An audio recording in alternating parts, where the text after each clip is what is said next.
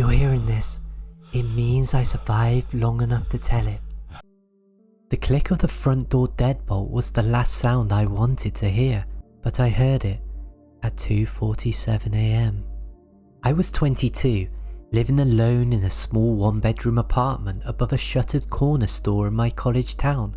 My roommate had gone home for the weekend. I decided to burn the midnight oil on a final research paper. The apartment was cluttered, open textbooks strewn across the coffee table, half-empty coffee mugs circling my laptop keyboard, a floor lamp illuminating stubborn math formulas on the wall. Around 2:30 AM, I realised I locked myself out of the study groove. My eyelids drooped, the blinking cursor mocked me. I shut the laptop, I rubbed my temples and padded into the kitchen for more coffee. I filled the electric kettle, flicked the switch, and that's when the house settled. Not the usual creaking from the old floor joists, but a deliberate, metallic shift. A click. I froze. My heart tapped against my ribs. It was the deadbolt on my front door. Probably the wind, I whispered to myself. Although I knew the windows were locked, I crossed the living room to glance at the front door peeking through the frosted window pane. No silhouette, no shifting shadows.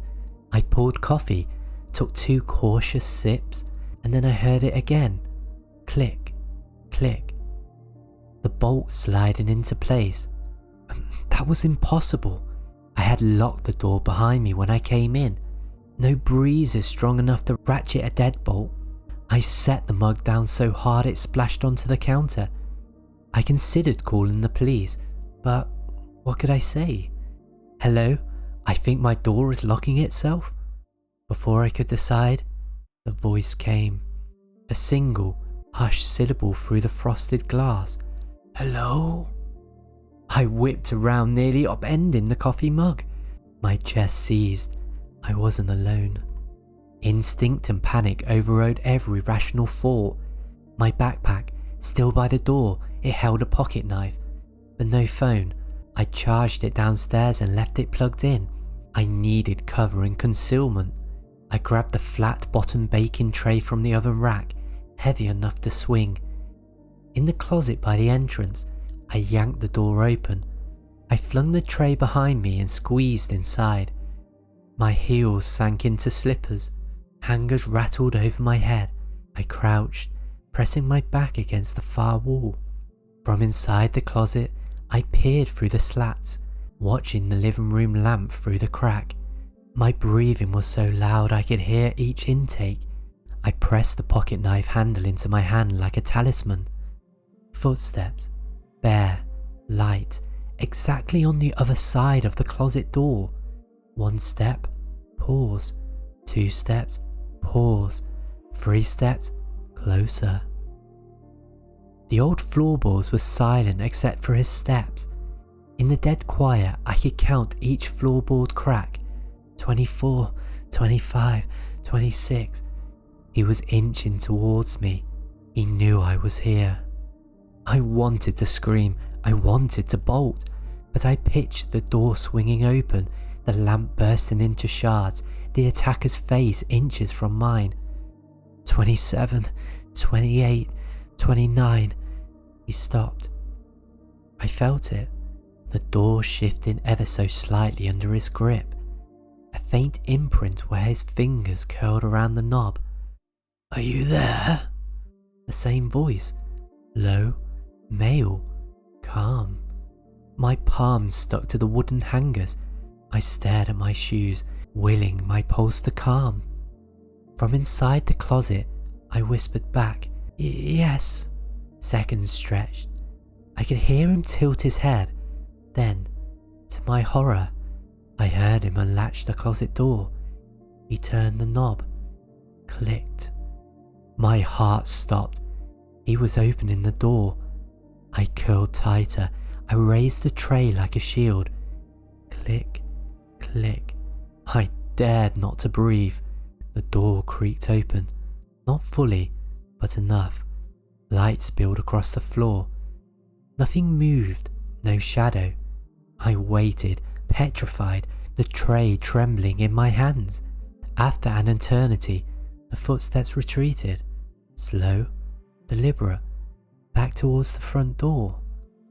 I heard the deadbolt slide once, twice, then the handle turn. The front door clicked open. "This isn't funny," he muttered. "Move." I heard him descend the stairs. I didn't know we had stairs. My throat raw. I waited until I heard the outside car door slam. Then, a car engine, idling, tires crunching gravel. I stayed until the engine roared away. I heard tires fade. Then, silence. I slipped out of the closet, digging my phone from the charger. 3:09 a.m. I called 911 as quietly as I could. Someone was in my apartment. They left in a black sedan. The operator told me police were en route. I locked every deadbolt. I grabbed the tray and patrolled the house until dawn. The officer arrived at 3:47 a.m. No prints on the doorframe, no fingerprints, no signs of forced entry. The front door lock was slightly loose, as though someone had picked it. The downstairs staircase, non-existent. My closet gave onto the small utility closet. No stairs led anywhere. CCTV footage from the store below showed a black sedan parked outside at 2:45 a.m. A man in a hoodie stood by the door, then moved out of frame. The sedan drove off at 3:02. The hijacker's face was never clear, no plate, just a hoodie and shovel-footed boots. My police report closed after a week. No suspect identified, no forced entry, possibly a lockpick and a quick exit. 3 months later, I still sleep with Bliss Block earplugs and a can of pepper spray on my nightstand. Every floor creak sends me leaping from the bed, breath pounding. Once, at 2:45 a.m, I heard the softest click from the closet door. I grabbed the tray, crept out, found nothing but my reflection in the hallway mirror. I'll never forget those footstep counts. 27, 28, 29, each one echoing in my skull. If you're hearing this, it means I survived long enough to tell it, but some nights I still hear them outside, counting. If you made it this far, maybe you're not like the others. Hit subscribe and I'll keep the stories coming. At 1:33 a.m, a voice came whispering through the vent. "I can see you." When I moved into my first place, a modest 3-bedroom bungalow on the edge of a quiet suburban cul-de-sac, I thought I'd found the dream. Rent was reasonable, backyard big enough for a garden, and the previous tenants left most appliances behind. The house was built in 1968 with original hardwood floors, plaster walls, and crucially, no air conditioning vent in the bedroom I claimed. I figured fresh air from the window fan would suffice. Most nights, I locked the doors, set the alarms, and fell asleep to the hum of the refrigerator. The only oddity I noticed early on was a faint draft in my bedroom closet and a low, almost musical echo when I slammed the front door. I ignored these quirks until that night. It was late October, 3 weeks after moving in. I was finishing a shift on my laptop in the living room, lights low. My phone buzzed, a text from Mum, asking if I remembered to lock the back door. I smiled, tapped yes, and closed the messaging app. By midnight, the house was quiet. I upended a throw blanket on the couch and fell asleep to the glow of the street lamp seeping through the curtains. At 1:24 a.m, I woke to a faint tick, tick, tick, like nails tapping metal. I sat up. The sound echoed from the vent above the couch. In that moment, I realised this house did have vents, air ducts that snaked through every room. A second later, the vent grill rattled, then breath, a single inhale, low and deliberate. "I see you." The voice was soft, male, barely audible. I froze, heart pounding, eyes scanning the ceiling. I see you. Again, clearer now, beneath the second floor bedroom vent, 2 floors up. I'd thought it was sealed, but a breeze flickered across my face. Someone was speaking through it. I bolted upright, knocking the blanket to the floor. The tree shadows on the opposite wall seemed to twist. I fumbled for my phone. No signal.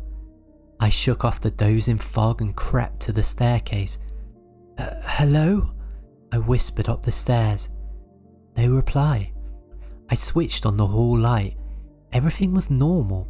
The second floor hallway ceiling had a vent cover identical to the one above my couch. I noticed it now for the first time, painted over in white, dusty.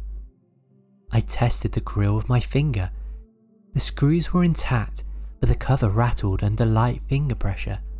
I backed away. I can see you. It echoed from upstairs, far more urgent. I froze, staring at the vent. The words felt inside me, as if the house itself whispered. I tried calling 911 on my cell. No bars. I bolted downstairs, yanked open the front door, locked tight. I checked the back door, also locked, the deadbolt engaged. Windows were latched, no one outside. Shaking, I backed inside and bolted both doors. My breath came in sharp bursts. I crept back to the living room couch and ducked behind it, phone at the ready. The vent above was silent. After 5 minutes, I thought I heard a clothing zipper, 2 floors up. I'm upstairs. The voice came, slow and deliberate. I screamed at the ceiling, "Get out!" and pounded the floor with my fist. Silence. Then the front door handle rattled downstairs, briefly, like a tap. Adrenaline drove me upstairs. My bedroom closet swung open slightly. I wheeled around. The vent in my bedroom, the one I thought was non-existent, had its cover half pulled away. I yanked it down. Inside, I saw a dark cavity, ductwork swallowed in shadows. I slid my phone flashlight inside. Only fiberglass insulation and twisted metal. There were muddy footprints on the attic stairs, above my closet, but the attic hatch was sealed with no visible ladder. I backed out, heart thudding. I unlocked my bedroom window, planning to escape onto the roof, but the night wind carried. That whisper again.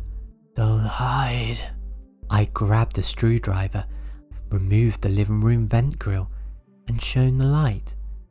Beneath was a sculpted silhouette, graffiti scratched into the duct. I was here. Below it, scrawled in what looked like dried blood. Now I see you. My hand trembled. I heard heavy footsteps on the floor below. Footsteps that shouldn't exist when the radio and phone had no signal. At 2:17 AM, everything went silent. Vent, footsteps, heartbeats. The house settled. Only the creaks of an old building. I locked myself into the bathroom. Phone to my ear connected by streaks of signal. 1 bar. I dialed 911 and got through. My vents! Someone's in my walls! Stay on the line. Police are 5 minutes away. I flicked off the bedroom light, huddled in the tub, knife in hand, phone speaker pressed to my ear. Police arrived at 2:46 AM. They swept the house. No one inside. The attic hatch was still sealed from above. No holes in the windows or the walls. No basement. No sign of forced entry. They tested the vent grill. It popped off under pressure, but ductwork was clear. No footprints. No fingerprints. By morning, they dusted the prints, non-matched. They chalked it up to squatters who fled at sirens. No suspect ID. No evidence. If you're hearing this, it means I survived long enough to tell it. I moved out the next day, but each month I slip into the house, I still hear my name, whispering through the vents. If you made it this far, maybe you're not like the others. Hit subscribe and I'll keep the stories coming. At 3:14 AM, my phone lit up with a motion alert. Bedroom camera. I watched in horror as he climbed into bed beside me and stared right at the camera. I work from home as a copy editor for a small publishing house. My apartment, a 2-bedroom on the second floor of a quiet complex, felt perfectly safe. I installed 3 Wi-Fi cameras after a rash of break-ins in the neighbourhood: front door, living room and bedroom.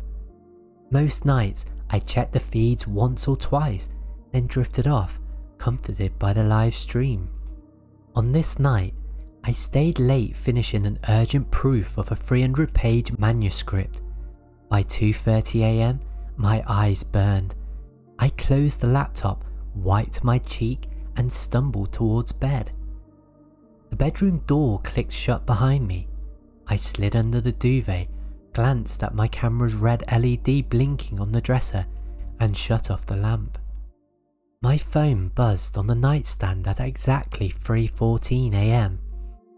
Motion detected in bedroom. View live. Heart hammering. I propped myself on one elbow, tapped the notification, and the live feed filled the screen. My camera's night vision IR lit the room in scratchy black and white. I expected to see an empty bed. Instead, I saw him. He was seated on the far edge of the mattress, his back to the camera, head bowed, a thin hoodie drawn over his hair, face hidden in shadow. The way he held his body felt deliberate, too calm for a breaking, like he was waiting. He was seated on the far edge of the mattress. I swallowed hard. My instinct screamed, "Bolt!" But I knew he could see me moving through the camera. I quietly reached for the cell phone speaker to call 911, but at that moment, his head snapped up, and I caught that eerie glint of his eyes in the IR glow. His stare locked on the camera, on me. For a second, he simply sat there, hands in his lap, breathing slowly. Then he slid off the bed, feet bare, and began to stand. With each movement, the camera caught his outline: tall, thin, long arms that swung as he walked. He paused at the foot of the bed, glanced down at the blankets, then raised his hand in a slow, almost casual wave. I couldn't scream. My voice logged in my throat. I fumbled the phone, my finger hovering over the lock screen. He took a step backwards towards the door. As he passed the dresser, he reached out, brushed his fingertips across the wood, a whisper of a smile, then he vanished. I bolted upright in my bed, heart racing. The feed cut to all black, the camera's offline. I flung off the covers, stumbled to the door, locked. My cell phone pinged, reconnecting, not secure. Slippers in hand, I sprinted to the living room panel to see the desktop monitoring app. No cameras. It displayed offline. I dialed 911 from the hallway phone. I'd left my cell upstairs. 911, what's your emergency? Someone's in my apartment. He's got into my bedroom. Can you leave safely? Can you safely leave? No, I don't have my phone or my keys. Stay calm. Are you hiding? Yes.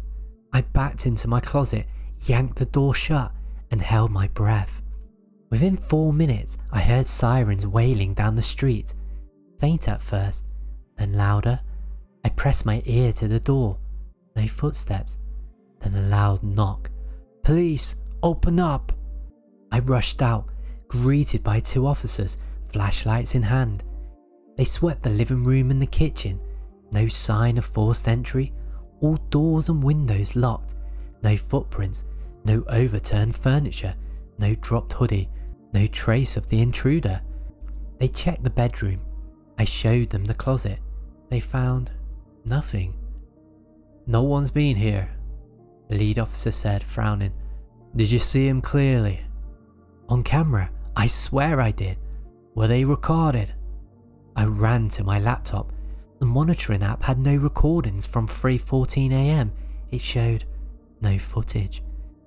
Placed a hand on my arm. Sometimes cameras glitch in sleep mode. We'll patrol the building. Call us if you see him again. They left. I sat on the couch trembling. The timer on my stove ticked to 3:45. I spent the next day reinstalling cameras from backup batteries. That evening, I checked all the memory cards. Half-heartedly, I popped the bedroom cam's 32GB card into my reader. The last file was from 1:02 AM, a test clip I'd recorded. Then, nothing. Disappointed and exhausted, I went to bed again, but I set up a cell phone live stream. Just the phone's camera, aimed at the dresser. I placed it on my laptop to record locally. Then, I slid under the covers, phone in hand. Next morning, I reviewed the live stream footage. My stomach sank. At 3:13 AM, the camera wobbled, footsteps off screen. Seconds later, the intruder padded into view, hoodie up, face still hidden. He moved deliberately towards the dresser and looked directly into the lens. His head tilted as if studying the camera. Then he raised his hand, fingers tracing a circle in the air. His lips parted in a wordless grin. He didn't exit. Instead, he backed into the darkness at the room's edge. Off screen, the camera shook as it turned the cell phone towards the bedroom door, filming the hallway. Its lights on, motionless. The clip ends at 3:15 AM. That night, I set up a live feed on my TV. Phone camera in the bedroom, backup power. I slept on the sofa downstairs. At 3:14, it pinged. Motion detected. The feed popped up, showing my dark hallway, then the dresser. Empty. I held my breath as the door at the end of the hall creaked.